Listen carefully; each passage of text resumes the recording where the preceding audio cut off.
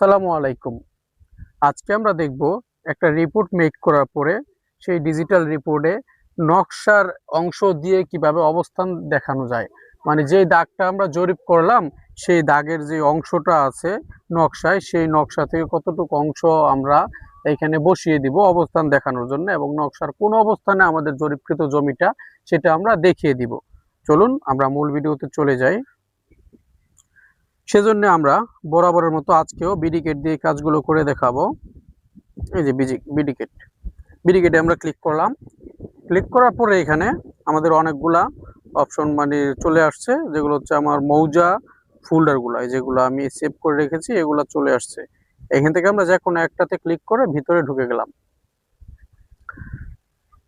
একটু লোড নেবে কিছু সময়, কয়েক সেকেন্ড লোড নিয়ে এই যে ভিতরে চলে আসলো। আচ্ছা, এখন এইখান থেকে আমরা একটা রিপোর্ট মেক করব, যে রিপোর্টটা আমরা সহজে নকশার অবস্থানটা দেখিয়ে দিতে পারবো। আচ্ছা, সেজন্য আমরা এখান থেকে ধরেন এখানে যে কোনো একটা দাগ থেকে আমরা একটু কাজ করি। ধরেন এই যে এইখানে এই দাগটুকু, এই কাজগুলো আমার এখানে করা আছে, এটা আমরা এখন রিপোর্ট আকারে প্রিন্ট করব। প্রিন্ট করার জন্য আমরা এখান থেকে কপি করে নিচ্ছি এই কাজটুকু, ক্লোন করে নিলাম। ক্লোন করে এটা এখানে কোনো একটা রিপোর্টের কাছাকাছি রেখে দিলাম, মানে টেমপ্লেটের কাছাকাছি আমরা রেখে দিলাম। রেখে দিয়ে দেখি এটা আমাদের কোনটার মধ্যে অ্যাডজাস্ট হয়ে বসে। আমাদের আশা করি এটার মধ্যে বসবে না, এটার মধ্যে বসে নাই, তাহলে এটাতে বসবে, এটাতে সুন্দর বসবে। আচ্ছা, তাহলে আমরা এটাতে বসিয়ে দিব। এখন এটাতে বসানোর আগে আমাদের একটা কাজ হচ্ছে, এইখানে আমরা আমাদের পেড নিয়ে আসবো আগে। আচ্ছা, সেজন্য আমরা এখান থেকে এই যে অ্যাটাচড এটাতে ক্লিক করব। ক্লিক করে যে মৌজা ম্যাপ ইনসার্ট করুন, যে মৌজা ম্যাপ প্রবেশ করুন, এটা থেকে আমরা আমাদের পেড এখানে নিয়ে আসবো। যে পেডটা চলে আসতেছে, এখন পেড আমরা এটার সাইজ করে বড় করে দিব, পুরো টেমপ্লেটের সাইজ করে দিব এলিন দিয়ে। এই বিষয়ে আমাদের ভিডিও আগে দেওয়া আছে, আপনারা দেখে আসবেন যে কিভাবে ডিজিটাল রিপোর্ট বানাতে হয়। কিন্তু আজকে মূলত ভিডিওটা দেওয়ার কারণ হচ্ছে আজকে শুধু আমরা দেখব কিভাবে নকশার অবস্থানটা দেখানো যায়, সেজন্যে। আচ্ছা, এখন আমরা এখানে এটাকে রিপোর্টটাকে ক্লোন করে বসিয়ে দিই। যদি মুভ করি সেক্ষেত্রে আমাদের এটা আসবে না, ক্লোন করতে হবে। এই যে ক্লোন করে এখানে বসিয়ে দিলাম। এখন আমাদের কাজ হচ্ছে, এটা তো আমার রিপোর্ট বসে গেল, এখন এইখানে আমরা নকশার অবস্থান দেখাবো। নকশার অবস্থান দেখানোর জন্য আমরা যেইখানে কাজটা করেছিলাম ওইখানে একটু নকশাটাকে যে বড় করে নিচ্ছি, এই দেখেন বড় করে নিচ্ছি। বড় করে নিয়ে এখানে নকশার একটা স্ক্রিনশট নিয়ে নিব আমরা।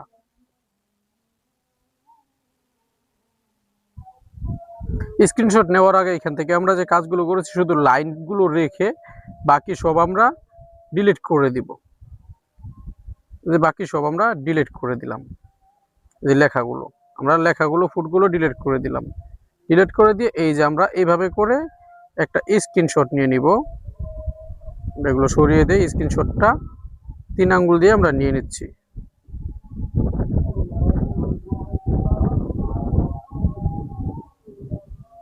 আমাদের এই দাগটাকে মাঝামাঝি রেখে আমরা একটা স্ক্রিনশট নিয়ে নিই।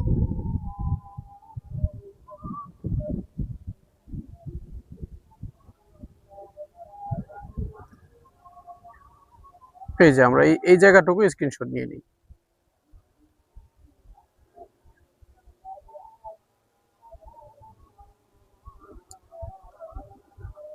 নিয়ে নিলাম। এখন আমাদের স্ক্রিনশটটাকে আমাদের জেপিজি কনভার্ট করতে হবে, কারণ আমরা এইভাবে যে স্ক্রিনশটগুলো নেই সেগুলো জেপিজিতে আসে না, সেগুলো পিএনজি ফরম্যাটে আসে। সেজন্য আমরা প্লে স্টোর থেকে একটি সফটওয়্যার নামাতে হবে। প্লে স্টোরে ঢুকে গেলাম, যাওয়ার পরে যে এখানে ক্লিক করে পিএনজি টু জেপিজি, এখানে পিএনজি টু জেপিজি, এই যে পিএনজি টু জেপিজি কনভার্টার, এখান থেকে আমরা যে কোনো একটা নামিয়ে এখানে আমরা কনভার্ট করে নিব। আমরা প্রথমটাতে ক্লিক করলাম, এখানে অ্যাপসটাকে নামিয়ে তারপরে এখান থেকে আমরা যে স্ক্রিনশট ছবিটা নিয়েছি সেটা কনভার্ট করে নিতে হবে, কারণ জেপিজি ছাড়া কিন্তু আমাদের বিডিকেট যে এনাকেট যে মোবাইলের যে ক্যাট সফটওয়্যারগুলো আছে কোনো সফটওয়্যার সাপোর্ট করবে না। চলে আসছে, এখানে ইনেবল করে ওপেন করি। ওপেন করে আমরা এখান থেকে ছবিটাকে জেপিজি কনভার্ট করে নিব। সিলেক্ট ফটোতে এখানে ক্লিক করব, এই সিলেক্ট ফটো এটাতে ক্লিক করলাম। ক্লিক করে এই যে আমরা যে স্ক্রিনশটটা নিয়েছি এটাতে আমরা ক্লিক করব। ক্লিক করে ডান করে দিলাম। ডান করে এখন জেপিজি এখানে এই যে কন্টিনিউ দিয়ে দিই। কন্টিনিউ দিয়ে সেভ করে দিলাম। আমার সেভ হয়ে গেছে। এখন আমরা যদি ফাইল ম্যানেজারে যাই, আমরা আমাদের এই যে দেখতে পাবো যে আমরা স্ক্রিনশটটি নিয়েছিলাম সেটি জেপিজি, এই যে জেপিজি কনভার্ট হয়ে গেছে। এখন দেখি আমাদের এটা বিডিকেডে নেয় কিনা। যদি বিডিকেডে এটা নেয় তাহলে ভালো, আর যদি না নেয় সেক্ষেত্রে আমাদের অন্য পন্থা দেখতে হবে। আমাদের রিপোর্টটা কোথায়? আমরা এখানে এই যে এটা হচ্ছে আমাদের রিপোর্ট, এখানে আমরা নকশাটাকে ইনসার্ট করি।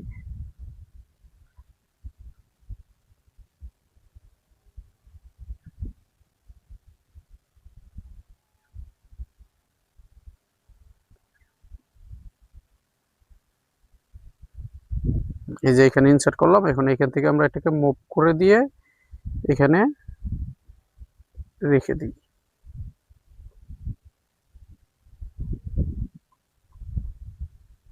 এটাকে আমরা একটু বড় করে দিতে হবে, অবস্থান বোঝানোর জন্য আমরা একটু বড় করে দিই।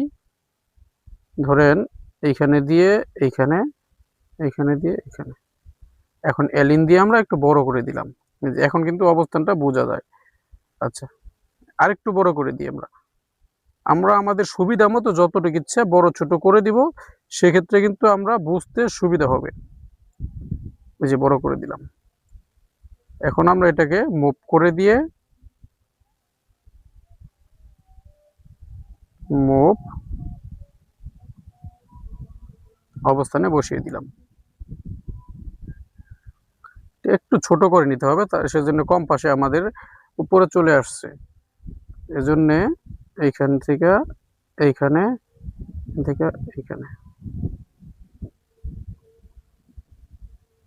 এখন ঠিক আছে দেখেন। তবে পেডে আপনার টেমপ্লেটের ভিতরে কাজগুলো করতে একটু কষ্ট, বারবার ক্লিক করতে হয়। এক জায়গায় ক্লিক করার পরেও দেখা যায় এক জায়গায় ক্লিক করলে অন্য জায়গায় লাগে। বেশিরভাগ সময় আপনার টেমপ্লেটটা সিলেক্ট হয়ে যায়।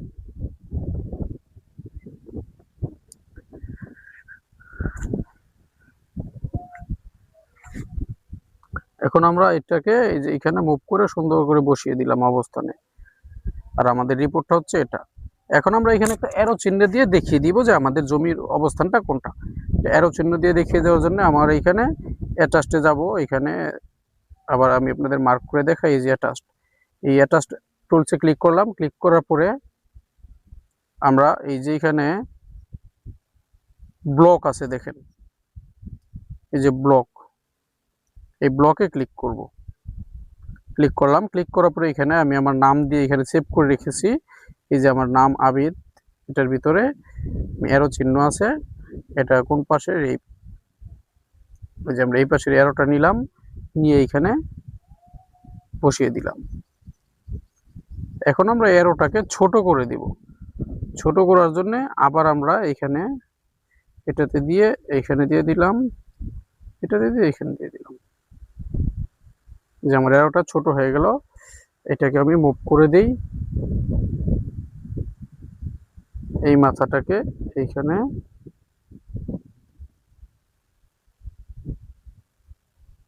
এই দেখেন আমার বসে গেল। এভাবে কিন্তু আপনারা ডিজিটাল ম্যাপগুলো করতে পারেন। আচ্ছা, এখন আমরা এটাকে যদি সেভ করতে যাই, এটা আমার মডেল কত? 108। এই 108-এ যেতে হবে।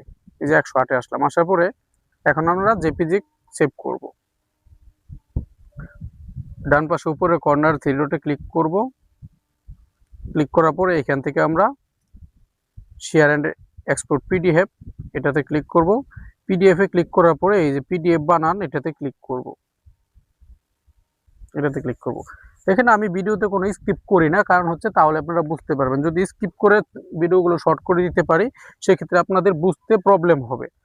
আমি চাই আপনারা কাজগুলো দেখে ভিডিও দেখে দেখে 100% যেন করতে পারেন। তারপর আপনাদের কমেন্ট থাকলে আপনারা কমেন্টে জানাবেন, অথবা স্ক্রিনে দেওয়া নাম্বারে যোগাযোগ করতে পারেন। আমি ইনশাল্লাহ আপনাদের যথাসম্ভব চেষ্টা করব আপনাদের সমস্যাগুলো সমাধানের লক্ষ্যে ভিডিও বানিয়ে কাজ করে দেওয়ার জন্য।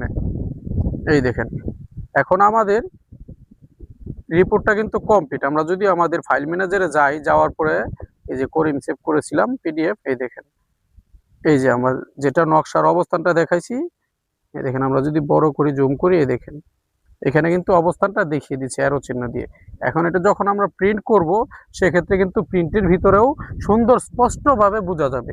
আর এখানে এই যে অরিজিনাল নকশা দিয়ে আমি অবস্থানটা দেখিয়ে দিলাম। আপনারা কিন্তু চাইলে এইভাবে কাজগুলো করতে পারেন।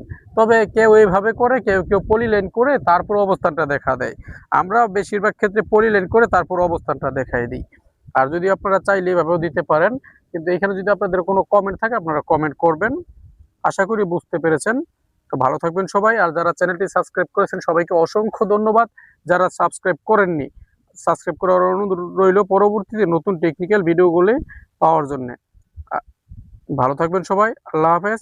আসসালামু আলাইকুম।